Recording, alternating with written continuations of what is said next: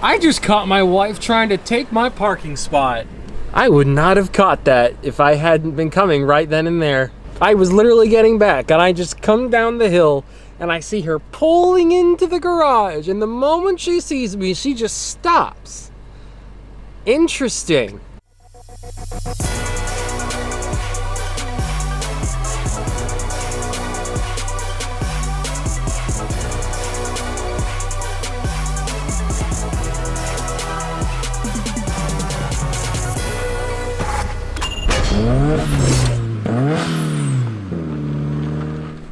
Boom! Look at that. We're still doing the Need for Speed Underground Let's Play, as you guys know, because this vlog's coming out after these 2 episodes have already been posted. How's it going, everyone? Tom here. Welcome back to another video on the Racing Joker channel, and welcome back to another vlog. We are here to do things. Bad hair day today, but you know what you can do on a bad hair day? You can wear a hat. That's right, ladies and gentlemen, I'm wearing a Daily Driven Exotics hat from their Aperta line, based on their acid highlighter green Lamborghini Huracan Aperta without a windshield. Very, very cool. You know, thought I needed a new hat because originally the hat I would wear is this, the WRX hat. But the WRX is no more. Wah, wah, moment of silence. But yeah, now we have the BMW, and I considered getting a BMW hat, but I just don't like the look of BMW hats. I don't think that would actually look good on me for whatever reason. And also, I feel like you have to be a certain type of person to walk around with a BMW baseball cap. So I thought I'd go with this, because I'd like to be this type of person instead. And because I think my car is an exotic.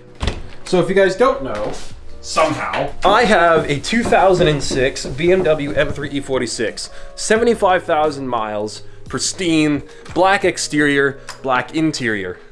Let's open the garage. Here it is, the 2006 BMW M3 E46.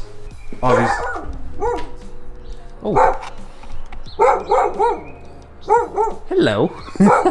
Obviously, very awesome car, very, very good looking. Very dirty, so we're going to be washing the car at the end of the vlog. This car is powered by the S54 B32, a 3.2 liter inline 6. I will show you.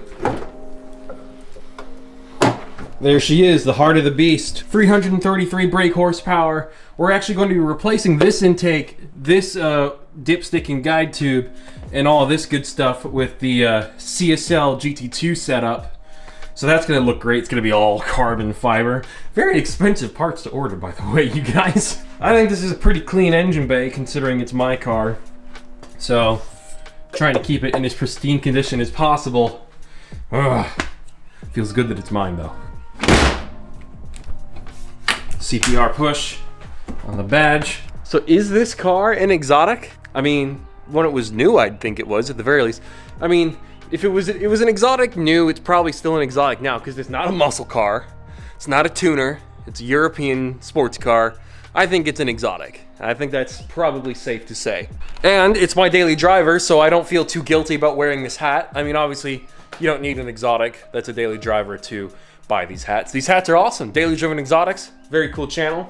I just thought, you know, I needed something to wear for when it's sunny and when I'm driving this car, and I decided to not get a BMW hat. I'd rather get this. And since purple and green is a Joker color thing, having a green hat is perfectly fine. But this brings up an important topic. Well, important to me. Should I do merch? Like, is merch a thing I should do? Because obviously, built into YouTube, I can do Teespring. The only reason why I haven't done Teespring yet is because I would want to hire someone to design a logo and like one other piece of merch so that there would be shirts and hats. I think Teespring does hats. I think that would be really cool to be able to do that, to have merch, but I don't want to do it and then have nothing come of it. So let me know, you guys, if merch would be a good idea. Also, some of you will appreciate this. I updated my desktop picture and I cleaned up the desktop. Now I've got folders that I use frequently, applications and games. Well, this is just games I use frequently. Applications, folders I don't use frequently, and whatever the heck this is. Oh, in fact, I need to move Monopoly down here. Ta-da! Now I want to show you guys something really, really cool. I didn't even know that this happened. This must have happened recently, or I'm just terrible. But I'm logged in. Free up space to continue. Shut up. This computer's a mess.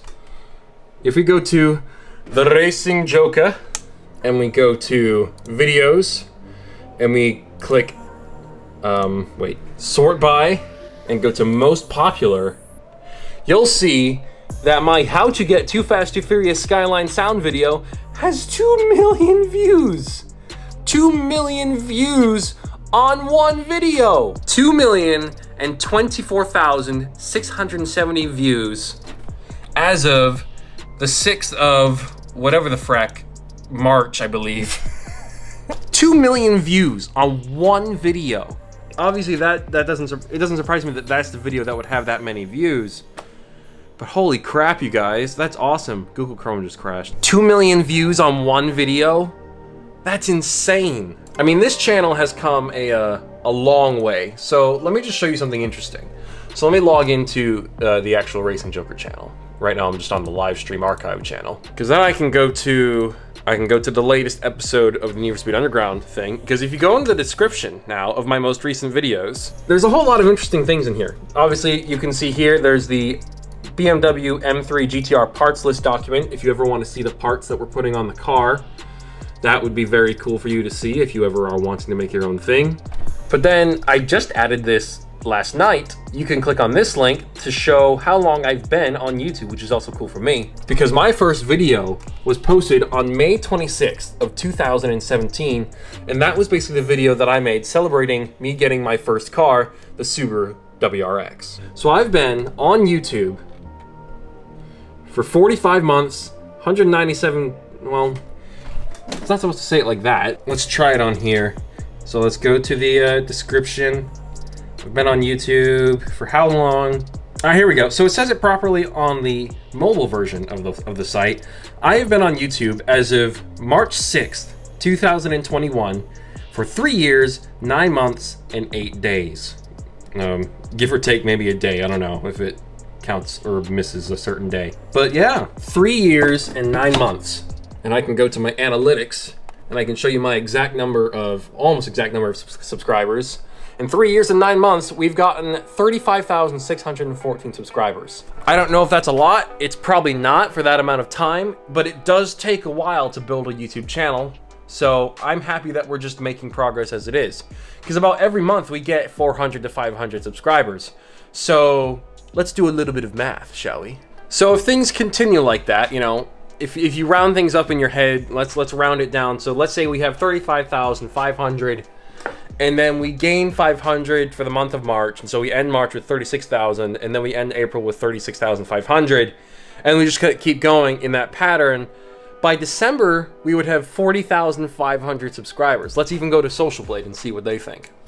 Okay, so here we go. We're on my page for Social Blade. Let's go to future projections, and let's go with subscriber milestone. Now, it actually says we're going to get to 40,000 subscribers by October, I believe. That's the 10th month of 2021 on the 21st. So if we can do that or even beat that, that'd be really cool. 40,000 subscribers.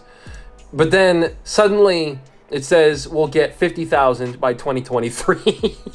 So obviously the channel isn't growing at a massively fast pace, but I'm hoping and kind of expecting the growth rate to increase as the channel grows and gets closer to, you know, these kind of numbers. But it might not.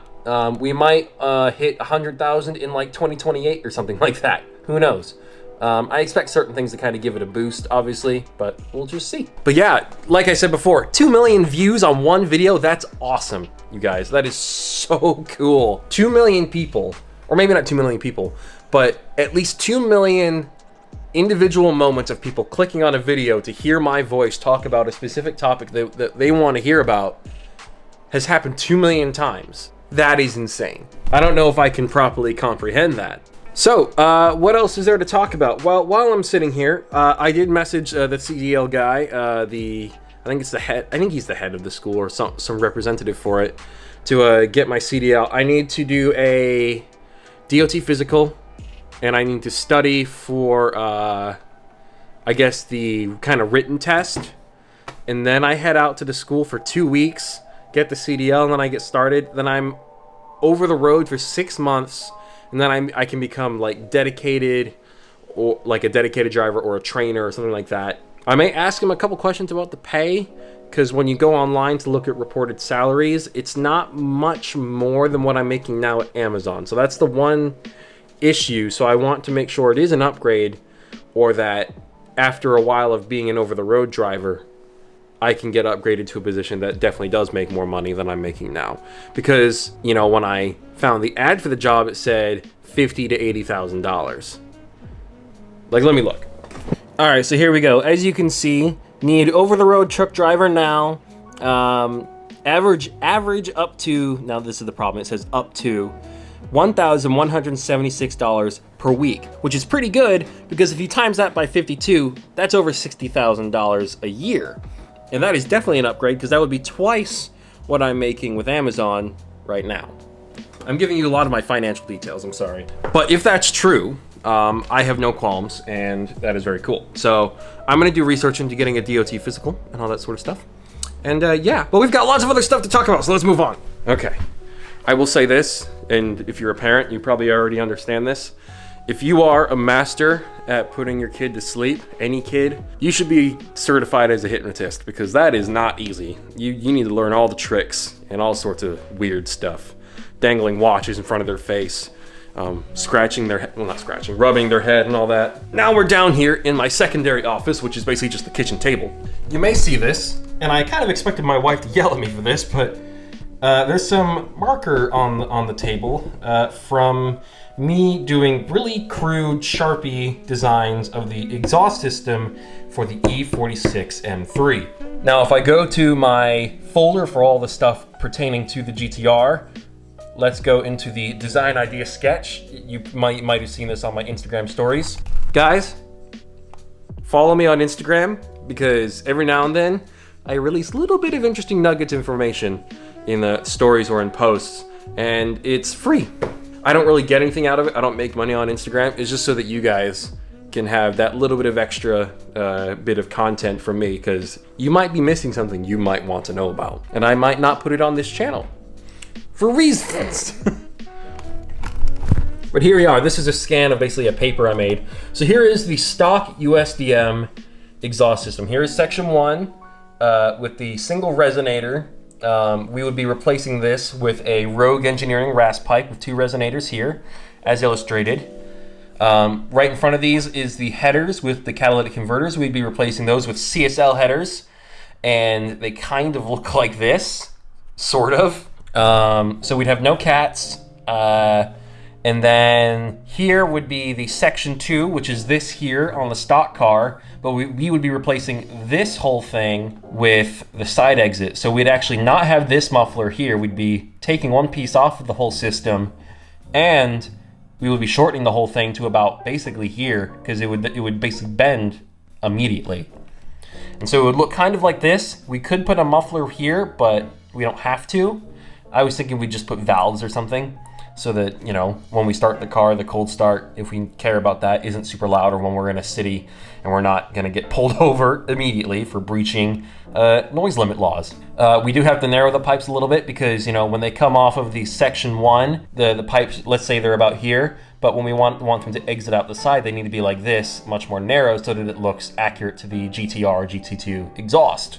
You've already seen the 2 Model Works example. So here's their section 1 zigzags. It ends right here. And then this is their section 2 side exit. Here's kind of a muffler here that they have. And then it narrows right there. See that? It narrows together. And then it exits out the right side skirt, and it comes out like that, and it looks very accurate and it's functional. That's kind of what we're gonna be going for, basically. But yeah, so that requires a little bit of design development, because we might not work with 2 Model Works to do it. We could. It doesn't seem to require any chassis reinforcement. That's what 2 Model Works said. It does require cutting through the floor and all that, but it's not so much that it would hurt anything. 2 Model Works did say, as you guys probably remember, that it needs to be installed in-house because of all the cutting, most likely. So I guess we could, you know, head down to LA one day and have them do that. We could ask them to make the exhaust ahead of time, head down there, have them install it, and then drive back. Only issue is that the distance between here and LA is not forgiving for that, for someone with a job. So let's see. Let's look up 2M Auto Works on the map. Okay, so 2M Auto Works is right here. They're closed right now. It's at 8554 Commerce Avenue, San Diego, California. There's the zip code, a 92 zip code. I'll search them here on my phone. I'm not going to show you where I live, at least where I currently live. It would be a 1 day and 2 hour drive. There are tolls. So we would do that, have them install it as fast as possible, and then drive all the way back. Which brings me to another question. Would a road trip vlog be cool? We can make a whole other video about that, about where we could go in the E46 M3. What would be some cool places to road trip to, actually? You know, that's actually a good question to ask. So let's save that for another video. Places to visit in the E46 M3, or I fly out somewhere and I borrow someone's car and we tour around. You know, LA is obviously a great choice because that's probably the #1 or #2 location in the country for car content, which is annoying because the car laws there freaking suck. But obviously you can just visit, you don't have to live there. Also, while I'm here, I can quickly open this. Let's go to the comments section. Let's see if I can find this, because this is precious, you guys. So let's go to the comments for this video. We're gonna talk about this video today, or the comments I've gotten on it. So let's scroll down. You guys are mostly pretty supportive of this. You know, it'd be really cool to see an ER34 before we get an actual GTR. Let's get rid of this filter so that I can see things I have responded to, because I have responded to the comment I'm about to show you guys. Some of you guys were like, it's not a good choice. You should just go for the R34 GTR. Yeah, maybe if all 35,000 of you become members and give me $2 a month, then I can afford it.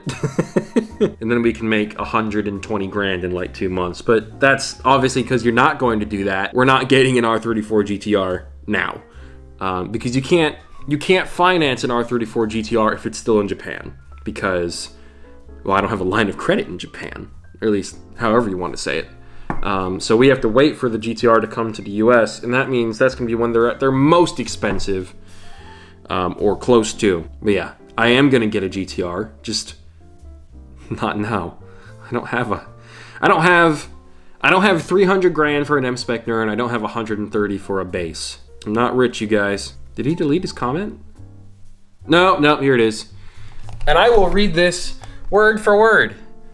Please don't rape another EV1 ER34 and dress it up into another generic vapid GTR mock-up.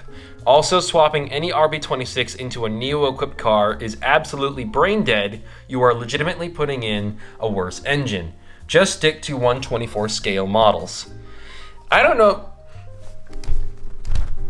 There is this weird thing I've noticed where some of the most salty and know-it-all people are people that own these cars. Like people, like I've had comments from R33 GTR owners when I talked about the Nismo 400R that are like, I'm more credible than you because I have the car. And I'm like, that's not how it works. Just because you have the car doesn't mean you suddenly know everything about it. I've met Huracan owners that still are learning things about their car. I own an E46 M3 downstairs. I don't know everything about it. I'm not going to pretend that I do. Owning a car does not make you an authority over any topic that pertains to that car. Good grief, you guys.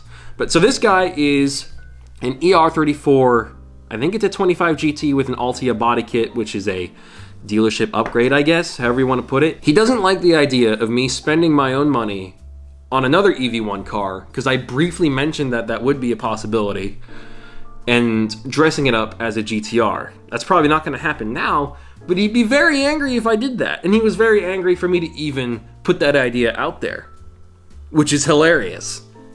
Because I'm not saying I'm going to find the Peach 07's car, take it from him, and build it my own way. Some people just think that you should only be allowed to enjoy things in a way that they approve of. And those people must just be absolutely miserable. But yeah, and then I have a mostly friendly debate with someone else, and they say, Well, what this guy is basically saying is these cars are becoming more valuable and they're rare. A lot of them get wrecked or crushed or this, that, and the other and modified, so it's very hard to find a stock example. And I'm like, yes, that's true. But I didn't say I was going to modify a stock example, and even if I were, at the end of the day, you can't say Like, my E46 M3 down there has, like I said, I got it with 74,000 miles. It's bone stock, totally clean, and I'm going to tear it apart. We're going to cut into the bottom of the car to make a side exit exhaust. It is one of the cleanest examples of this car in the country, most likely. And yet, I'm still going to mess with it. And that's just how it is. Yeah, like, one of the things the person did say is, regardless, that is just a mentality to have. I gotta fit in, so I'll mod my car the same way everyone else has. I don't care how rare my car is, I just want to be unique, which isn't really what I said.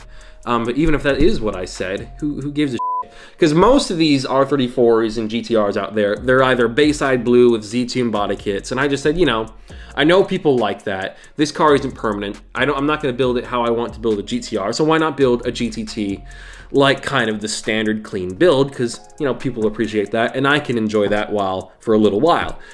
And that just got totally misunderstood. So, yeah, I guess there will always be people like this. So, yeah, I could make a whole video responding to some of the dumb comments I've gotten over the last 3 years. It's, God, do you remember that Adam LZ video I made? Everyone completely misunderstood the point of that video and just got so angry. Jesus. Well, people are sensitive. Their skin is made of paper mache, and they just dissolve in water. So it's not a big deal. It's amazing though that they're still alive with that much salt content in their blood. I feel like that would destroy their blood cells or something. Isn't that how it works? Isn't that why you're not allowed to drink salt water? So the last thing I wanted to talk about, let me put this back on. Rep the merch for Daily Driven Exotics today, why not? Is I wanted to talk about supercars. Now, in the last video, I talked about, you know, life goals, vision board, automotive goals, and things like that. And I talked about how I want to get a Lamborghini Aventador SV, the Super Veloce. And those cars are going for, at the cheapest right now, as of March 5th, 2021, so actually yesterday, the cheapest one I could see was $409,000, and yeah, that's pretty pricey. Compared to the LP700-4, the standard, you know, 2011, 2012 Aventadors, those go as low as $240,000. So I thought, would I be able to convert an SV and save some money, like significant money in the grand scheme of things? And the answer is kind of basically no. Let's say you buy an Aventador LP700-4 for $240,000. Now, if you want to do this right, you're going to do this with OEM parts. I'm sure there's kits out there and all that sort of stuff, but let's start with the interior. The interior, you may or may not know, the gauge cluster and instruments and all that sort of stuff in the dash is different in the SV to the standard 700-4, and we want that SV dash with that cool tachometer. So in order to do that, we need to get a whole bunch of different parts. There are Alcantara and carbon options. I've chosen the most expensive options. It would cost $14,000 in genuine OEM Lamborghini parts to take your 700-4 and make the interior more like an SV. Just to get the gauges and all that stuff working, $14,000 for the SV dash. Now, let's talk about the exterior. You've got the rear bumper, some end plates, a front bumper, the wing, and the wheels. Let's start with the rear bumper. The rear bumper is $10,673. The rear end plate is $10,256. The front bumper is $11,079. The SV wing is $16,408. The wheels, because the wheels are gorgeous, are $14,742. To convert the entire exterior in just parts alone would cost $63,159.58. Now, we could obviously go with a full catless exhaust system, do a little bit of weight reduction, higher flow filters. According to Luke of Barney 750, that is good for 800-ish horsepower at the crank, which is more than an SVJ. Let's add a Motec standalone for 11,000. Let's say the exhaust is 20,000. That totals out to a cost of parts, not including labor, of $108,159. Add that to the purchase price of your LP700-4, $348,159. Not much cheaper than $409,000 for an actual SV. Basically, the only reason why I wouldn't get an SV is if I started to feel guilty about the idea of modifying a genuine SV. Because I thought, you know, wouldn't it be cool to get an Aventador, make it look kind of like an SV, convert it to rear-wheel drive, give it 800 naturally aspirated horsepower, and not use an SV wing, but instead give it a giant carbon wing where the mounting brackets are in the same place as the SV wing so that it all lines up. And obviously there's like a $20,000, $30,000 paint job in there somewhere. Something to think about. Obviously that's an end game goal. I'm still working on the M3, still got to do the R34 and all that. But you know, that would be a cool supercar build. Either that or just get an SV. But those might be appreciating in value. I'll keep an eye on the prices. So Aventador LP700-4 as of yesterday is 240 grand. A cheap SV would be 409. So I'll keep an eye on that. But now we're gonna wait for my wife to get home so she can just watch the baby. She's very needy, aren't you? Aren't you very needy? She wants my laptop. She's right there, and she wants the laptop. See, she wants to edit the document. All right, everybody. We're gonna wait for Heather to get back. She'll be here in like an hour and a half or two, and we're gonna watch the M3, do a little bit of cinematics because I haven't been doing a whole lot of cinematics lately, and that'll be it for the vlog. And the next time, I think the next vlog we can talk about road trips and stuff. I think that'd be cool. And I'd also like to take the M3 out for a spin on a certain road and christen it. All right, Heather has got the baby occupied, so let's go and wash a BMW M3.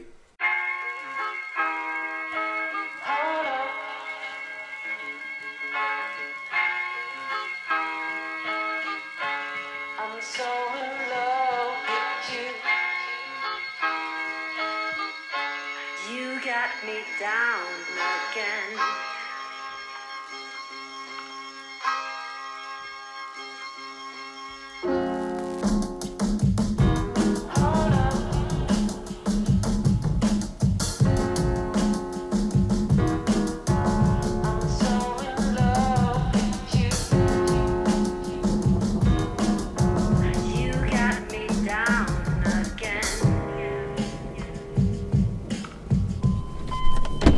I had to go to a different booth because the foam brush wasn't working on the one I was in.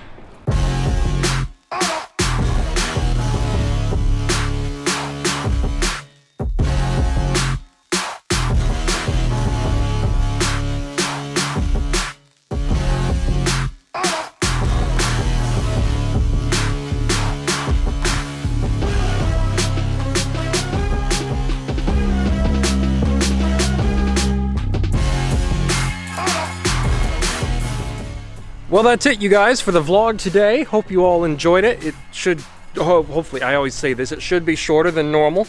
Got the merch. It's not my merch, but, you know, it's awesome. Daily Driven Exotics.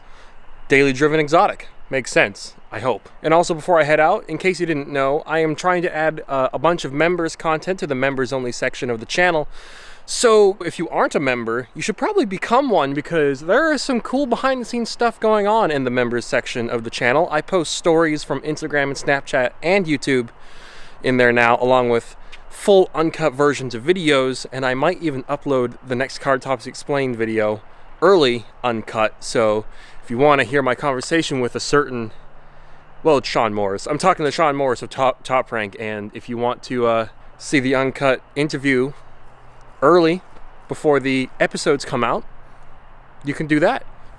And you know, when I'm talking about stories on Instagram, Snapchat, and YouTube, sometimes I talk about this, sometimes I talk about R34s, what I want to do to them, what I want to do to this, and other cars and other things, and I answer questions about how I make the videos. Though I will be doing a video on my whole YouTube setup soon, hopefully. maybe this month, or maybe the beginning of next month. Anyways, I am Tom the Racing Joker. If you like what you have seen so far and you're not subscribed yet, I suggest you fix that because you're gonna love what I've got planned. Anyways, M3 E46, soon to be GTR LMR. Take it easy, everyone. Enjoy the weather because it is so pleasant out. I am wearing a jacket just because I didn't want to get too cold, but I'm actually pretty warm now, so I could probably take this off.